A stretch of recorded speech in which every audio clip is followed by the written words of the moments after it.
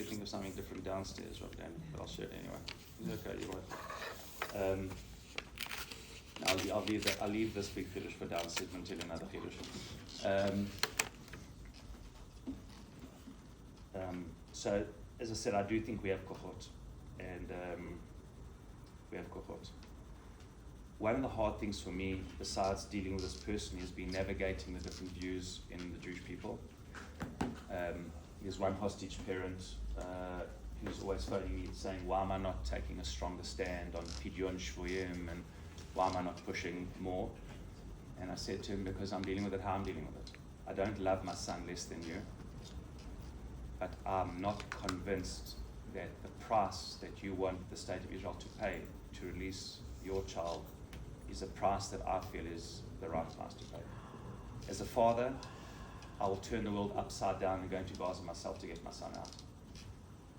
But as a child of the Jewish people, I don't want my friends' children to die getting him out. Is that right? Is that right?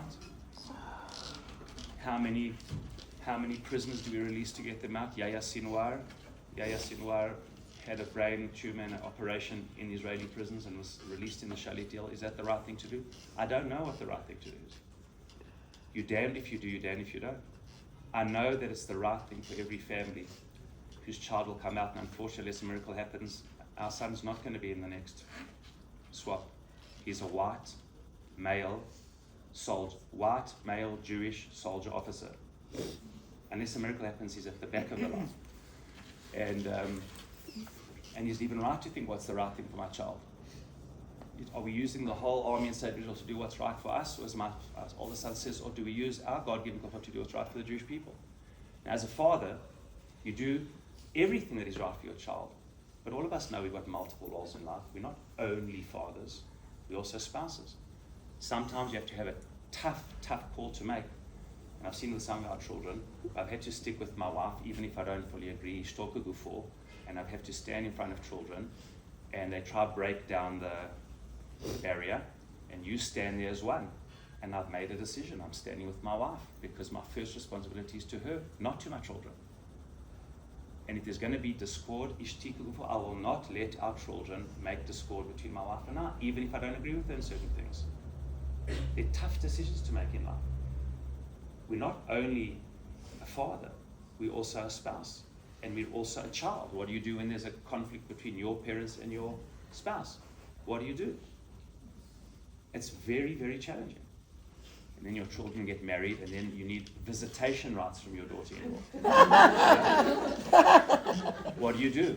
I, as a rabbi, had to sit and explain to the grandparent. That's how it works, unfortunately. If you can't beat them, you've got to jump. But how I raised this kid, and I now need visitation rights. I said, yeah, it's just how it works, unfortunately. She's now the mother of your grandchild. And it's a little bit of a challenge. So life is full of... I am also a child of the Jewish people. And I'm somebody who strives to be a leader as well.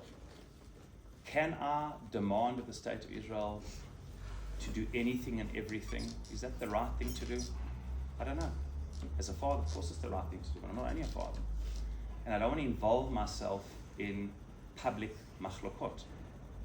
So he's pushing me, but why? You must come to the Knesset, and why aren't you pushing? Do I need to tell you, Rabbi, how important Pidyon Shvuyim is? I said, you don't need to tell me how important it is. But allow me to deal with it how I'm dealing with it, and at least give me the credit that I don't love my child any less than you. And I'm not judging you how you're dealing with it. But please try not to judge me for how I'm dealing with it. And these meetings I have to run with the hostages are not easy. Because sometimes when some of the parents, what I'm saying, I'm very careful how and where I say it. Because there's other parents who are a little less careful. And then in the middle of this hostages meeting, they'll walk out and then somebody shouts and says, well, if you want to give up on your child, then give up on your child. And it's just not fair to say things like that, So it's very, and again, I'm not judging anybody, because you can't judge anyone. So I think the call of the hour is incredible nishika, as Rav Danny said. There's enough problems with the Meshek economy, there's enough problems with Neshek. What we need as a people is to try and be less judgmental, to try to seek unity, to try and find the common denominators, It is incredibly difficult. Empathy is incredibly difficult. And I was explaining to my son more and more, I said, to empathize with what we're saying doesn't mean to agree. You can disagree with every fiber in your being with what I'm saying. Empathizing with a person's position does not mean an end level agreeing, and we've lost empathy in the Jewish people. Everyone's got self-righteousness, and that's our really big challenge. I hope in prayer that all the things, the terrible thing that Hamas has done, has, with all the pain, brought us together as a people. And we have to make sure that as much as possible, that unity that we now have continues, and empathy, not that we agree on everything, but that we can deal with things together as a family. We've forgotten a little bit of Avat Yisrael, and I think that is our great challenge. And Bezrat Hashem will bless us, that the horrific, price now, when I say Avinu Malkeinu, it's about us. Shenishchatu, when you say, all of these things that we say, I'll say Laman Tfuchim, I'll say Laman, it's not no longer the Shoah, it's us, it's our family, and it's us. And I do want to say that, to end and say that this is a gift from Mizrahi, this book. I managed to publish this book. It's actually been translated into Hebrew now. It came out in your Matzmot. We had a very big conference here. It's been published. I won't go through what it is. I believe there's some really nice ideas about Zionism in the state of Israel, why there's so much opposition, why has anti-Semitism become anti-Zionism, what are the spiritual roots of that, and how we create unity. It's ideas of Rav Kook, which I think unfortunately are more necessary today. If we can, if I can just underscore what Rabbi Danny said, we'd love to have your contacts as well. Don't worry, I'm not going to be WhatsApping you every day. We're going to be, unless you really ask nicely, but we send an email once a week. It just keeps you up to date with everything that we're doing at Mizrahi, and to be part of our World Mizrahi global community would appreciate it. I'm sorry that I have to run.